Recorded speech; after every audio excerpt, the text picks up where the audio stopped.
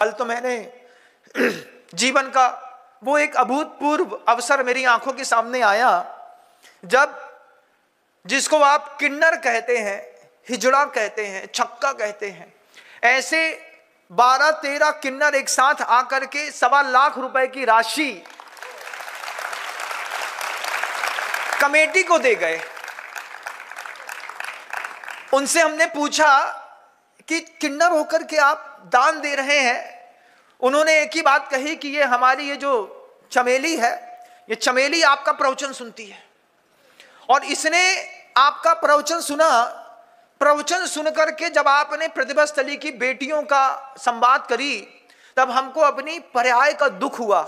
इसने सबको सुनाया, हम लोगों ने सबको रात में बैठ करके, किन्नरों ने रात में बैठ करके प्रतिभा स्थली की संवाद और बेटी बचाने की बात जो मैंने मंच पे कही थी, वो बात को सुना। फिर सारे किन्नर आकर के हमसे बोले, कमेटी भी उपलब्ध थी वहां पर।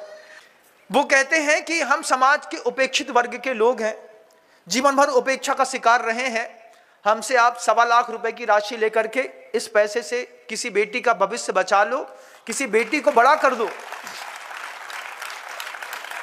आत्मा ऐसी तृप्त हुई कि उस पर्याय में जाने के बाद भी आदमी अपनी भूमिका नहीं भूला। उस पर्याय में जहां घर घर में जाकर के व्यक्ति नाचता है, गाता है, ताली बजाता है, लेकिन चेतना तो आत्मा होती है ना। आत्मा का क्या है? उस पर्याय में जाकर के स्थापित हो गई तो उस पर्याय का दुख भोग रही है, लेकिन उस पर्याय में भी अपनी भूमिका उन लोगों ने निश्चित करी और निश्चित करने के बाद कहा कि ये 1.25 लाख रुपए की नगद राशि हम चाहते हैं उपेक्षित लोगों के माध्यम से भी एक प्रतिभा स्थली में बच्ची पड़ जाए, यह हमारे जीवन का सौभाग्य है। तब लगा क्या जैन शासन के शब्दों की महिमा है, क्या लोगों की भावुकता है। हम सोचते हैं कि सब अपने आप हो जाएगा, लेकिन आप घर के अंदर बैठ करके 100 रुपए दान की घोषणा के लिए जब मैं लोगों को प्रेरित करता हूं, लोग सहयोग देते हैं, लेकिन जो नहीं दिए हैं अभी तक, उनको भी विचार करना चाहिए। जब एक किन्नर होकर के, समाज समूह होकर के, और उनने कहा कि हम और भी करेंगे, समय आने दीजिए, हम और भी करेंगे।